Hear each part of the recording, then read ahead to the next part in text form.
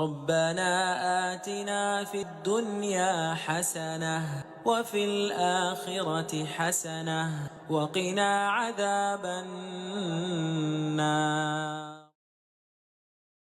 Au nom d'Allah, l'infiniment miséricordieux, le très miséricordieux. Introduction. La louange appartient à Allah, la dernière demeure appartient aux pieux, et que la prière et le salut d'Allah soient sur l'adorateur d'Allah, son messager et notre prophète Muhammad, sur sa famille et tous ses compagnons. Cela dit, voici un précis rassemblant quelques points essentiels que doit connaître le commun des musulmans concernant sa religion.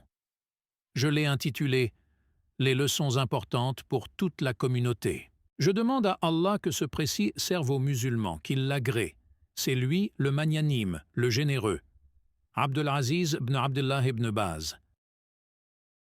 Première leçon. La sourate Al-Fatiha et les courtes sourates.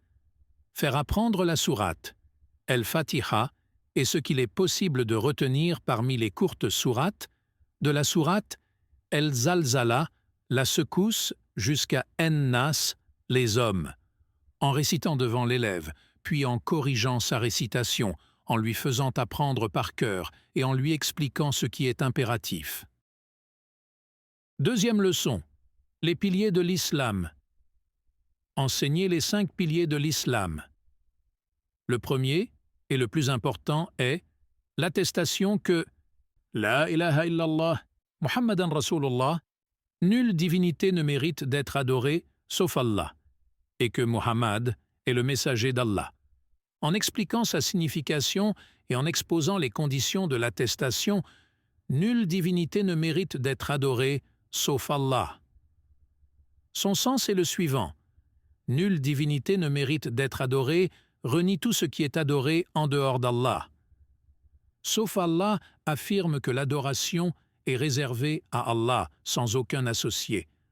Quant aux conditions de cette attestation, elles sont la connaissance de son sens qui s'oppose à l'ignorance, la certitude qui s'oppose au doute, l'exclusivité du culte, la sincérité qui s'oppose au polythéisme, la véracité qui s'oppose au mensonge, l'amour qui s'oppose à la haine, la soumission qui s'oppose au délaissement, l'acceptation qui s'oppose au rejet, le rejet de tout ce qui est adoré en dehors d'Allah. Certains ont rassemblé ces conditions sous forme de vers. Savoir avec certitude, sincérité, amour, soumission, mais aussi véracité, l'acceptation et huitièmement, le rejet de tout ce qui, en dehors d'Allah, est adoré. Expliquer l'attestation. Muhammad est le messager d'Allah, et ce qu'elle implique. Il incombe aux musulmans de confirmer tous ses dires.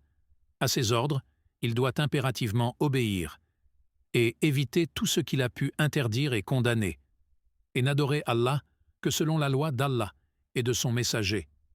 Ensuite, on enseignera à l'élève les 4 piliers restants qui sont l'accomplissement de la prière, l'acquittement de la zakat, aumône obligatoire, le jeûne du mois de Ramadan, le pèlerinage à la maison sacrée d'Allah pour celui qui en a la possibilité. Troisième leçon, les piliers de la foi. Ils sont au nombre de 6. Croire en Allah, en ses anges, en ses livres, en ses messagers, au jour dernier, et croire au destin, qu'il soit favorable ou défavorable, qui vient d'Allah le Très-Haut. Quatrième leçon, les catégories de l'unicité et du polythéisme. Les catégories de l'unicité sont au nombre de 3. L'unicité de la seigneurie, l'unicité de la divinité, l'unicité des noms et attributs, l'unicité de la seigneurie, croire qu'Allah, qu'il soit exalté, est le créateur de toutes choses, celui qui dirige tout, et croire qu'il n'a pas dans cela d'associé. L'unicité de la divinité, croire qu'Allah, qu'il soit exalté, est le seul qui mérite d'être adoré en toute vérité et qu'il n'a pas d'associé. Cela est le sens de l'attestation, nulle divinité si ce n'est Allah, nul vrai adoré si ce n'est Allah. Toutes les adorations telles la prière, le jeûne, etc., doivent être vouées sincèrement à Allah seul. Aucune adoration ne doit être vouée à autre que lui. L'unicité des noms et attributs. Croire à tous les noms et attributs d'Allah, mentionnés dans le Coran et les hadiths authentiques. Confirmer cela à Allah seul, tel qu'il sied à la perfection d'Allah sans changement de sens, ni négation, ni demander le comment, ni anthropomorphisme. Ceci, conformément à la parole d'Allah, قل هو الله أحد الله الصمد لم يلد ولم يولد ولم يكن له كفوا أحد. dit « Il est Dieu, l'unique, Dieu, celui à qui s'adresse tout être dans le besoin. Il n'a jamais enfanté et n'a pas été enfanté, et nul ne lui est semblable. » Sourate. Le monothéisme pur, versets 1 à 4. Et selon la parole d'Allah, ليس كمثله شيء وهو السميع البصير. rien ne lui ressemble, il est celui qui entend tout, qui voit tout. Sourate, la concertation, verset 11. Par ailleurs, quelques savants ont divisé l'unicité en deux catégories, en insérant l'unicité des noms et attributs dans celui de la seigneurie. Mais cela ne doit pas déclencher de débat, car l'objectif des deux méthodes de division est clair. Les catégories du polythéisme sont aussi au nombre de 3. Le polythéisme majeur, le polythéisme mineur, le polythéisme caché. Le polythéisme majeur, il implique l'annulation de toutes les œuvres et la damnation éternelle en enfer pour celui qui meurt en étant polythéiste, comme Allah le Très-Haut dit. ولو أشركوا لحبط عنهم ما كانوا يعملون. Mais s'ils lui avaient donné des associés, alors toutes leurs œuvres auraient certainement été vaines. Sourate, les bestiaux, verset 88. Il, qu'il soit glorifié, dit également ما كان للمشركين أن يعمروا مساجد الله شاهدين على أنفسهم بالكفر أولئك حبطت أعمالهم وفي النار هم خالدون. Il ne convient pas aux polythéistes de peupler les mosquées d'Allah, vu qu'ils témoignent contre eux-mêmes de leur incroyance. Voilà ceux dont les œuvres sont vaines, et ils demeureront éternellement dans le feu. Sourate, le repentir, verset 17. Celui qui meurt dans cet état, il ne lui sera pas pardonné, et le paradis lui sera interdit. Comme Allah le Très-Haut dit, إن الله لا يغفر أن يشرك به ويغفر ما دون ذلك لمن يشاء ومن يشرك بالله فقد افترى إثما عظيما. Allah ne pardonne pas qu'on lui associe d'autres divinités, et il pardonne les péchés moindres à qui il veut. Sourate, les femmes, verset 48. Il, qu'il soit glorifié, dit également إنه من يشرك بالله فقد حرم الله عليه الجنة ومأواه النار وما للظالمين من أنصار. Quiconque associe à Allah d'autres divinités, Allah lui interdit le paradis, et son refuge sera le feu. Et pour les injustes, il n'y a pas de secoureur.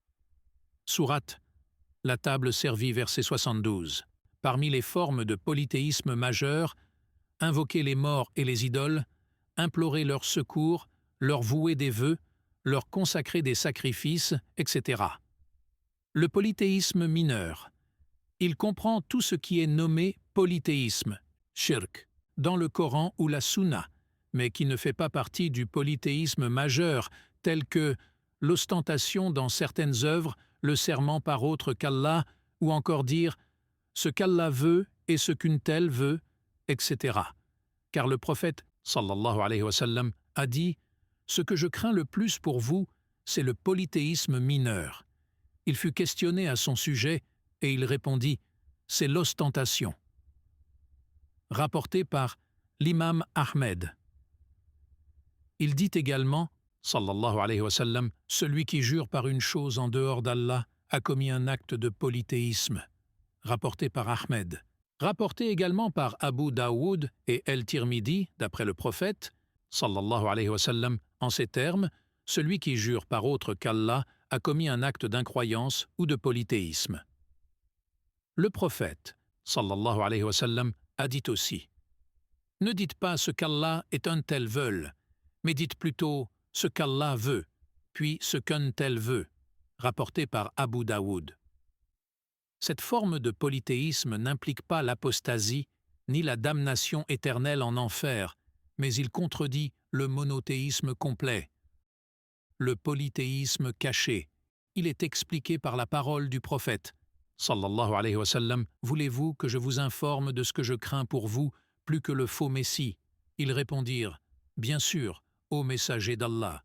Il dit, le polythéisme caché, la personne se lève pour prier et embellit sa prière, car elle sait qu'une personne l'observe. Rapporté par l'imam Ahmed. Il est également possible de diviser le polythéisme en deux catégories seulement, le polythéisme majeur et le polythéisme mineur. Quant au polythéisme caché, il entre dans les deux précédents. Il peut survenir dans le polythéisme majeur, comme le polythéisme des hypocrites, car ils cachent leurs fausses croyances et se font passer pour musulmans par ostentation et par peur pour leur vie. Il peut survenir aussi dans le polythéisme mineur, comme l'ostentation telle qu'il est rapporté dans le hadith précédent. 5e leçon. L'excellence.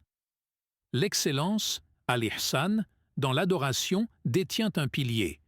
L'excellence est d'adorer Allah comme si tu le voyais, bien que tu ne puisses pas le voir, lui te voit. 6e leçon. Les conditions de la prière, elles sont au nombre de 9. 1. L'islam, être musulman. 2. La raison, être conscient. 3. L'âge de discernement entre le bien et le mal, c'est-à-dire l'âge de raison. 4. La purification, ablutions majeures et mineures. 5. La suppression des impuretés. 6. Se couvrir les parties intimes. 7. L'entrée de l'heure de la prière. 8. L'orientation vers la Qibla. 9. L'intention. 7e leçon. Les piliers de la prière. Ils sont au nombre de 14. 1. Se tenir debout pour celui qui en a la capacité. 2. Dire le takbir d'ouverture de la prière. Le premier, Allahu Akbar. 3. Réciter la sourate, l'ouverture, Al-Fatiha. 4. L'inclinaison. 5. Se tenir bien droit après l'inclinaison. 6. La prosternation sur 7 membres. Les 7 membres sont le front avec le nez, les 2 paumes de main, les 2 genoux et les 2 pieds. 7. Le redressement après la prosternation. 8. S'asseoir entre les 2 prosternations. 9. La quiétude dans l'accomplissement de chaque pilier. 10. Exécuter ces piliers dans l'ordre cité. 11. Dire le dernier tashahhud. 12. Être assis pour le prononcer. 13. Dire la prière sur le prophète. Sallallahu alayhi wa sallam. 14. Les 2 salutations finales. 8e leçon. Les obligations de la prière. Elles sont au nombre de 8. 1.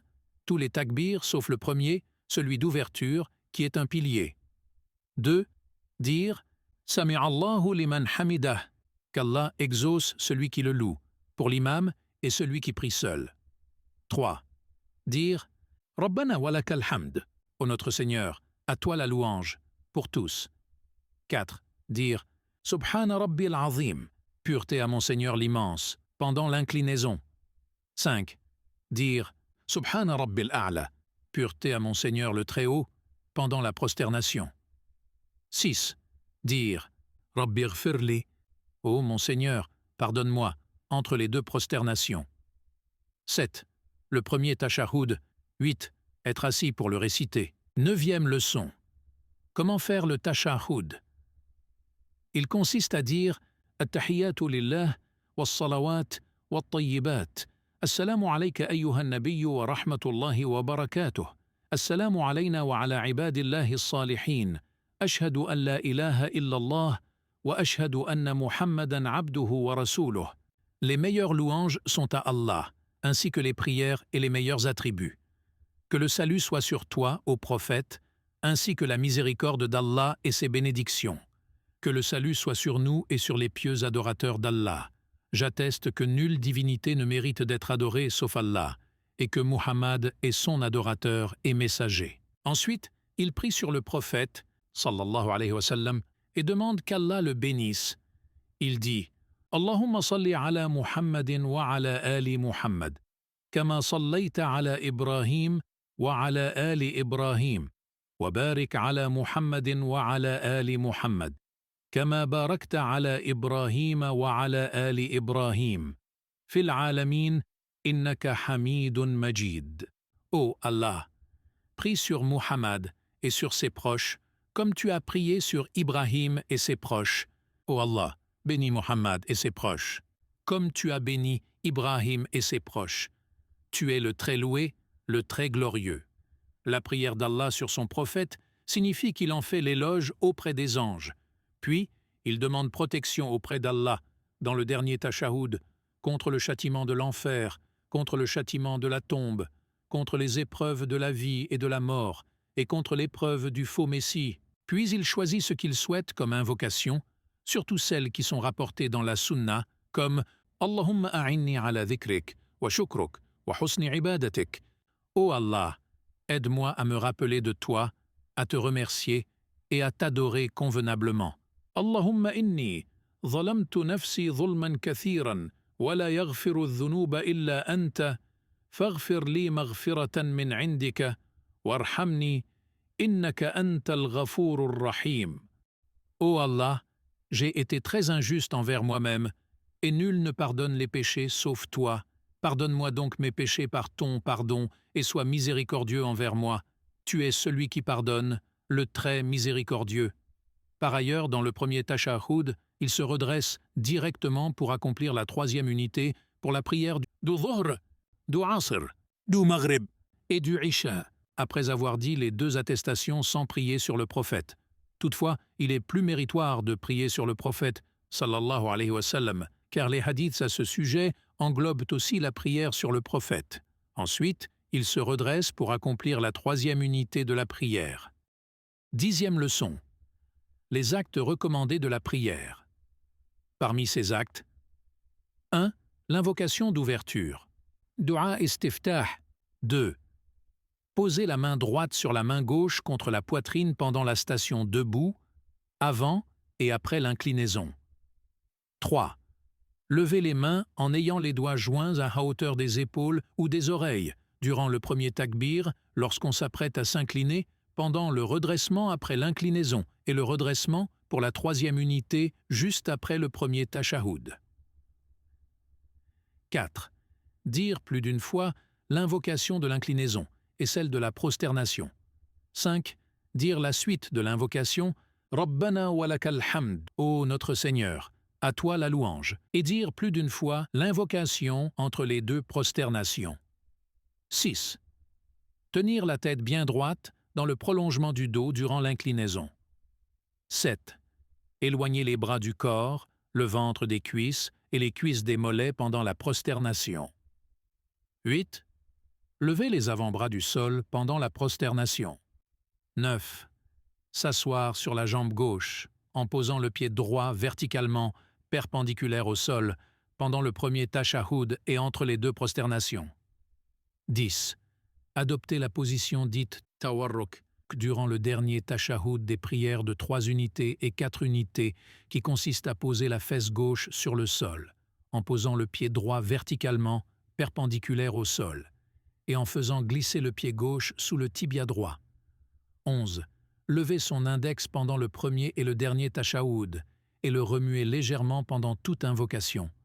12.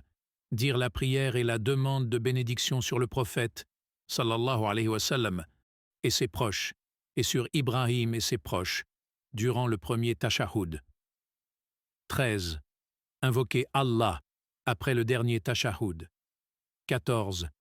Réciter à voix haute, dans la prière de l'aube, dans les 2 premières unités des prières du coucher du soleil et du soir, la prière du vendredi, la prière des deux fêtes et la prière de demande de pluie.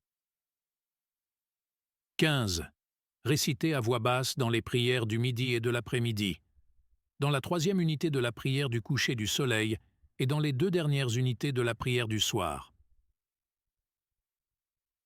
16. Réciter d'autres versets du Coran après la sourate Al-Fatiha, tout en tenant compte des autres actes recommandés de la prière que nous n'avons pas cités, comme dire la suite de l'invocation « Rabbana walakal hamd » « Ô notre Seigneur, à toi la louange » après s'être redressé de l'inclinaison pour l'imam, celui qui prie en assemblée et celui qui prie seul. Ceci est un acte recommandé. Aussi, poser les mains en écartant les doigts sur les genoux pendant l'inclinaison fait partie des actes recommandés. 11e leçon, les actes annulatifs de la prière. Ils sont au nombre de 8. 1. Parler volontairement et consciemment, en sachant que ceci annule la prière. Quant à celui qui a oublié ou est ignorant, sa prière n'est pas annulée. 2. Rire. 3. Manger. 4. Boire. 5. Découvrir les parties intimes. 6. Dévier de façon importante de la direction de la Qibla. 7. Multiplier les gestes inutiles de façon successive durant la prière. 8. Perdre ses ablutions. 12e leçon. Les conditions des ablutions. Elles sont au nombre de 10. 1. L'islam, être musulman. 2. La raison, être conscient. 3. L'âge de discernement entre le bien et le mal, c'est-à-dire l'âge de raison. 4. L'intention. 5. Ne pas avoir l'intention d'interrompre les ablutions jusqu'à la fin. 6. Cesser tout acte qui annule les ablutions. 7. Faire précéder les ablutions du lavage ou du nettoyage des parties intimes si nécessaire. 8. La pureté et le caractère licite de l'eau utilisée. 9. Ôter tout ce qui fait obstacle entre l'eau et la peau. 10. L'entrée de l'heure de la prière pour celui qui perd tout le temps les ablutions. 13e leçon. Les obligations des ablutions. Elles sont au nombre de 6. 1. Se laver le visage, y compris se rincer la bouche et le nez. 2. Se laver les bras jusqu'au coude. 3. Passer les mains mouillées sur toute la tête, y compris les oreilles. 4. Se laver les pieds jusqu'aux chevilles. 5. Observer l'ordre de ses obligations. 6. Les exécuter sans interruption. Par ailleurs, il est recommandé de se laver le visage, chaque bras et chaque pied 3 fois, ainsi que le rinçage de la bouche et du nez. Le faire une fois est ce qui est obligatoire. Quant à la tête, il n'est pas recommandé de l'essuyer plus d'une fois conformément aux hadiths authentiques. 14e leçon, les actes annulatifs des ablutions. Ils sont au nombre de 6. 1. Tout ce qui sort par les deux voies naturelles, urine, sel, gaz, sang. 2. Toute substance impure qui sort du corps en grande quantité. 3. La perte de conscience, après s'être endormi ou autre.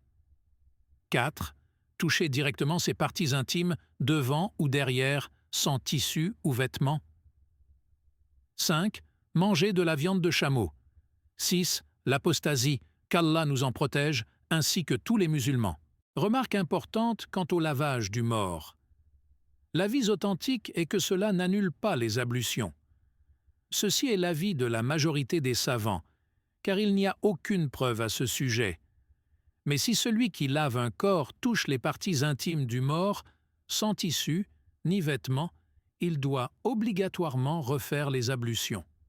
De même, toucher une femme n'annule jamais les ablutions, que ce soit avec plaisir ou non, d'après l'avis le plus authentique des savants, tant qu'aucun liquide n'est sécrété, car le prophète, sallallahu alayhi wa sallam, embrassait certaines de ses épouses, puis il priait sans refaire ses ablutions.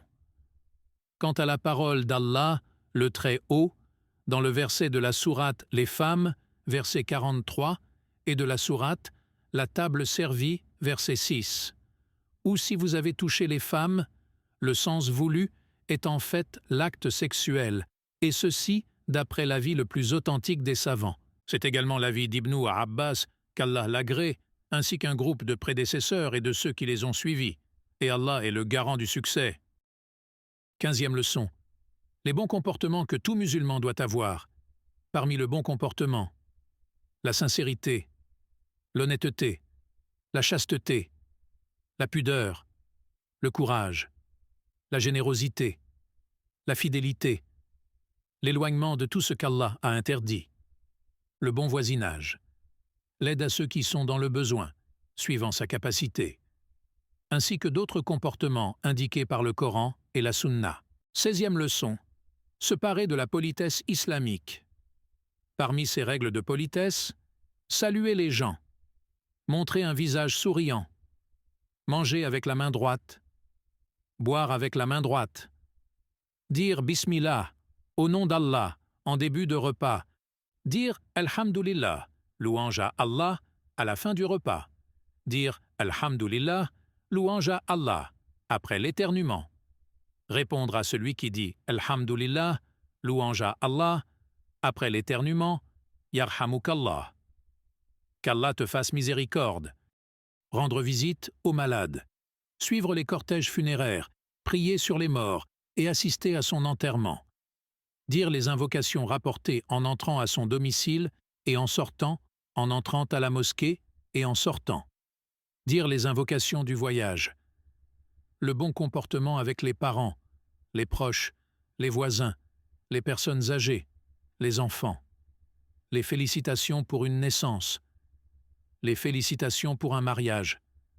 Les condoléances lors d'un décès, ainsi que d'autres règles de politesse islamique, notamment celles concernant le respect des règles de l'habillement, comment s'habiller, comment se dévêtir, comment se chausser. 17e leçon. La mise en garde contre le polythéisme et les différents péchés, parmi lesquels les 7 péchés capitaux.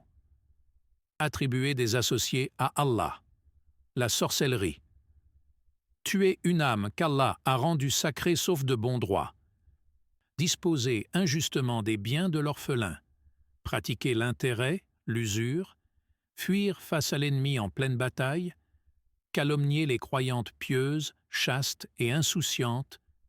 Il y a aussi désobéir aux parents, rompre les liens de parenté, faire un faux témoignage, jurer mensongèrement, nuire au voisinage, être injuste envers les gens, par l'effusion de sang, l'extorsion de leurs biens ou l'atteinte à leur honneur, boire de l'alcool, jouer aux jeux de hasard, médire et calomnier, ainsi que d'autres péchés qu'Allah ou son messager, sallallahu alayhi wa sallam, ont interdits. 18e leçon, la préparation du mort, la prière funéraire et l'enterrement. Voici les détails de cette leçon. 1. Faire répéter l'attestation de l'unicité à un mourant. Il est légiféré de faire répéter La ilaha illallah conformément à la parole du prophète, prière et salut sur lui. Faites répéter La ilaha illallah à vos morts. Rapporté par Muslim dans son recueil authentique.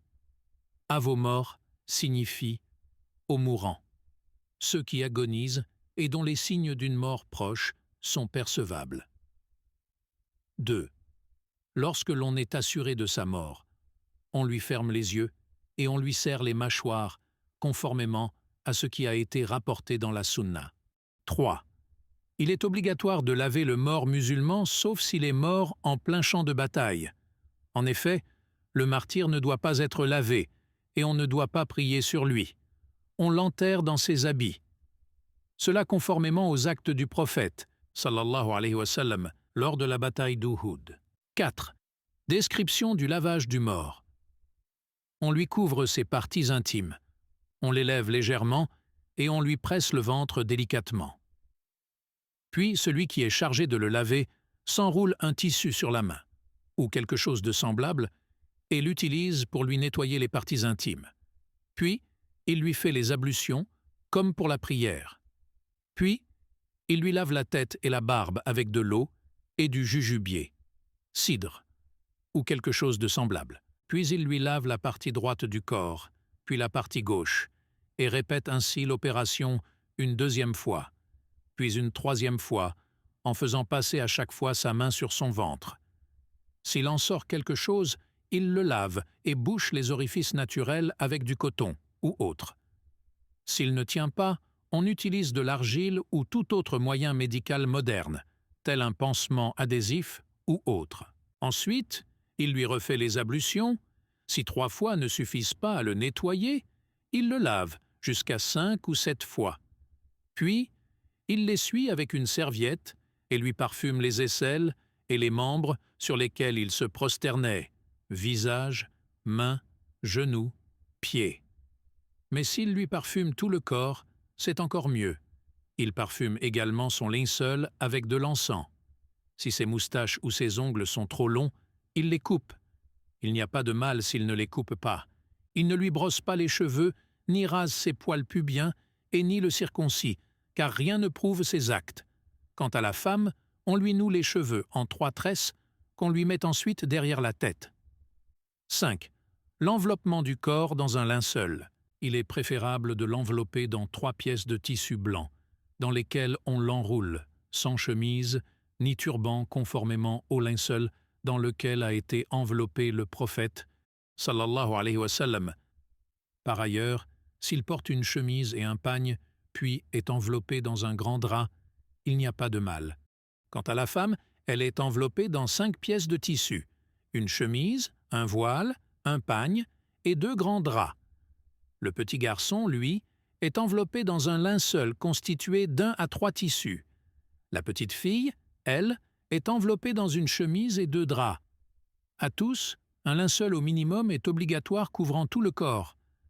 Par ailleurs, si le mort est en état de sacralisation, il sera lavé avec de l'eau et du jujubier, cidre, et sera enveloppé dans ces 2 morceaux de tissu de ihram ou autre. Sa tête et son visage ne seront pas couverts et il ne sera pas parfumé, car il sera ressuscité en prononçant la talbiya. Ceci conformément au hadith authentique rapporté du prophète, sallallahu alayhi wa sallam. Quant à la femme en état de sacralisation, elle sera enroulée dans un linceul comme une femme ordinaire. Toutefois, elle ne sera pas parfumée, son visage ne sera pas couvert d'un niqab et ses mains ne seront pas gantées. Pour autant, son visage et ses mains seront entièrement couverts par son linceul, comme il a été indiqué ci-dessus en parlant de l'enveloppement du corps d'une femme. 6. Les personnes prioritaires pour laver le défunt, prier sur lui et l'enterrer sont dans l'ordre. Celui qui l'a recommandé dans son testament, puis son père, puis son grand-père, puis de proche en proche parmi les hommes Anya, parents qui descendent d'une même souche masculine. Les personnes prioritaires pour laver la défunte sont dans l'ordre. Celle qu'elle a recommandée dans son testament, puis sa mère, puis sa grand-mère, puis de proche en proche parmi les femmes de sa famille. Chacun des époux a le droit de laver son conjoint, car Abu Bakr as-Siddiq, qu'Allah l'agrée, a été lavé par son épouse, Ali, qu'Allah l'agrée, a lavé son épouse Fatima, qu'Allah l'agrée. 7. Description de la prière funéraire. Dire le takbir une première fois, puis réciter la sourate, l'ouverture, Al-Fatiha. Il est bon de la faire suivre par une courte sourate, ou 1 ou 2 versets, car ceci est rapporté dans un hadith authentique d'Ibn Abbas, qu'Allah l'agrée. Puis dire le 2e takbir, puis réciter la prière sur le prophète, sallallahu alayhi wa sallam, comme dans le tashahhud. Puis dire le 3e takbir, puis faire l'invocation suivante, Ô Allah, pardonne à nos vivants et à nos morts, aux présents et aux absents, aux vieux et aux jeunes, aux hommes et aux femmes. Ô Allah, celui d'entre nous que tu maintiens en vie, fais-le vivre sur la voie de l'islam, et celui d'entre nous dont tu as pris l'âme, fais-le mourir dans la foi. Ô Allah, pardonne-lui, fais-lui miséricorde, accorde-lui le salut, efface-lui ses fautes, assure-lui une noble demeure, et élargis-lui sa tombe. Lave-le avec de l'eau, de la neige et de la grêle, et nettoie-le de ses péchés et de ses fautes, comme on nettoie le vêtement blanc des impuretés. Donne-lui en échange une demeure meilleure que la sienne, une famille meilleure que la sienne, et une épouse meilleure que la sienne. Fais-le entrer au paradis, et protège-le du châtiment de la tombe et du châtiment de l'enfer. Élargis sa tombe et illumine-la lui, ô Allah.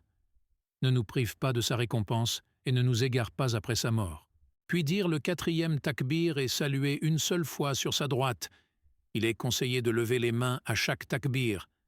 Si le défunt est une femme, on dit « Ô Allah, pardonne-lui », féminin, « Lave-la, fais-la entrer », etc. S'ils sont deux, on dit « Ô Allah, pardonne-leur à tous deux », duel. S'ils sont plusieurs, on dit « Ô Allah, pardonne-leur », pluriel, c'est-à-dire en accordant en genre et en nombre. Mais s'il s'agit d'un enfant, en lieu et place de la demande de pardon, on dit « Ô Allah, fais qu'il soit un prédécesseur, une épargne et un intercesseur exaucé pour ses parents. Ô Allah, alourdis par lui la balance de leurs bonnes actions et accrois leur récompense. Réunis-le avec les croyants pieux et mets-le sous la tutelle d'Ibrahim, sallallahu alayhi wa sallam, et protège-le par ta miséricorde du châtiment de l'enfer. » Conformément à la sunna, l'imam se tient au niveau de la tête du défunt, si c'est un homme, et au niveau du milieu du corps, si c'est une femme. S'il y a plusieurs défunts, on place le corps de l'homme juste devant l'imam, et celui de la femme plus en avant en direction de la Qibla. S'il y a des enfants, on place le jeune garçon avant la femme, puis la jeune fille, en plaçant la tête du garçon au niveau de celle de l'homme, le milieu du corps de la femme au niveau de la tête de l'homme, puis la tête de la petite fille au niveau de la tête de la femme, et le milieu du corps de la petite fille au niveau de la tête de l'homme. Ensuite, tous ceux qui prient se tiennent derrière l'imam, sauf si quelqu'un ne trouve pas de place derrière l'imam, dans ce cas, il se tient à sa droite. 8. Description de l'enterrement. Creuser profondément dans le sol, une profondeur égale à la mi-hauteur d'un homme. Faire des tombes latérales, l'ad du côté de la Qibla, on introduit le mort dans ce creux latéral sur son côté droit, on dénouque les liens du linceul qu'on laisse sur place. On ne découvre ni le visage de l'homme, ni de la femme. Puis on bouche la fosse de briques naturelles, non cuites au feu, qu'on cimente avec de l'argile pour que le sable ne puisse s'introduire. S'il n'y a pas de briques, on bouche la fosse avec des planches de bois, ou des pierres, ou tout autre matériau. Ensuite, on couvre le trou avec de la terre. À ce moment, il est recommandé de dire « Au nom d'Allah » et selon la religion de l'envoyé d'Allah, « Bismillahi wa ala millati rasulillah ». On surélève la tombe de la surface du sol d'un empan. Si c'est possible, on entrepose des cailloux par-dessus et on asperge le dessus d'eau. Il est recommandé à ceux qui assistent à un enterrement de se tenir debout près de la tombe et d'invoquer Allah pour le mort. En effet, le prophète, sallallahu alayhi wa sallam, à la fin de l'enterrement du musulman, se tenait debout devant sa tombe et disait « Priez pour l'absolution des péchés de votre frère et demandez à Allah de le raffermir, car il est en ce moment en train d'être questionné par les anges. » 9. L'autorisation de prier sur un mort déjà enterré sur qui personne n'a prié. Si une personne est morte et personne n'a accompli la prière mortuaire sur elle, il est recommandé de la faire sur elle après l'enterrement, parce que le prophète sallallahu alayhi wa sallam l'a faite à condition que ce soit dans le mois qui suit son enterrement. Si cette période est supérieure à un mois, on n'accomplit pas cette prière, car on n'a pas de preuve que le prophète sallallahu alayhi wa sallam a fait la prière mortuaire sur quelqu'un enterré plus d'un mois. 10. Il n'est pas légiféré que la famille du défunt prépare le repas aux gens, car le célèbre compagnon, Jarir ibn Abd Allah al-Bajali, qu'Allah l'agrée, a dit « Nous considérions, au temps du prophète, que les réunions dans la maison de la famille du défunt et la préparation du repas après l'enterrement font partie de la lamentation prohibée. » Rapporté par l'imam Ahmad. Quant à la préparation du repas pour la famille du défunt et pour leurs hôtes, elle est autorisée. Et il est recommandé que les proches et les voisins du mort préparant le repas, parce que lorsque le prophète sallallahu alayhi wa sallam fut informé de la mort de Ja'far ibn Abu Talib au Tchem, il demanda à ses épouses de préparer un repas pour la famille de Ja'far, puis il dit « Ce qui leur est arrivé les préoccupe suffisamment. » Nul grief à la famille du défunt s'ils veulent inviter leurs voisins ou d'autres personnes pour partager avec eux le repas qui leur a été offert. D'après la législation islamique, Il n'existe pas de limite de temps à ces invitations. 11. Il est interdit à une femme de porter le deuil d'une personne plus de 3 jours, sauf pour son mari pour lequel elle doit porter le deuil pendant 4 mois et 10 jours. Il est interdit à une femme de porter le deuil d'une personne plus de 3 jours, sauf pour son époux pour lequel elle doit le porter durant 4 mois et 10 jours. Si la femme est enceinte, le deuil se termine à l'accouchement, comme le prouvent les hadiths authentiques. L'homme, quant à lui, n'a pas le droit de porter le deuil de quiconque, faisant partie de la famille ou pas. 12. Il est autorisé aux hommes de visiter les cimetières, de temps à autre, pour invoquer en faveur du mort, pour implorer la miséricorde d'Allah et se rappeler de l'au-delà. Le prophète sallallahu alayhi wa sallam a dit « Rendez visite aux morts, car cela vous rappelle l'au-delà », rapporté par l'imam Muslim. Le prophète sallallahu alayhi wa sallam a également appris aux compagnons, quand ils rendaient visite aux morts, de dire « Que le salut soit sur vous, habitants de ces demeures, croyants et musulmans. Bientôt, quand Allah le veut, nous vous rejoindrons. Nous implorons Allah de vous accorder, et à nous aussi, le salut. Qu'Allah soit miséricordieux envers les premiers et les derniers d'entre nous. » Les femmes, quant à elles, ne sont pas autorisées à visiter les cimetières, car le prophète sallallahu alayhi wa sallam a maudit les femmes qui visitent les cimetières et parce qu'on craint pour elles le polythéisme, fitna et le manque de patience. De même, il leur est interdit d'accompagner le convoi funèbre jusqu'au cimetière, car le prophète sallallahu alayhi wa sallam leur a interdit cela. Cependant, elles sont autorisées à accomplir la prière mortuaire dans la mosquée ou dans un lieu de prière comme les hommes, louange à Allah uniquement, et prière et salut sur son prophète Muhammad, ses proches, ainsi que ses compagnons. N'oublie pas de soutenir la chaîne YouTube Islam Audio FR en mettant un like et en t'abonnant. Jazakallahu khayran.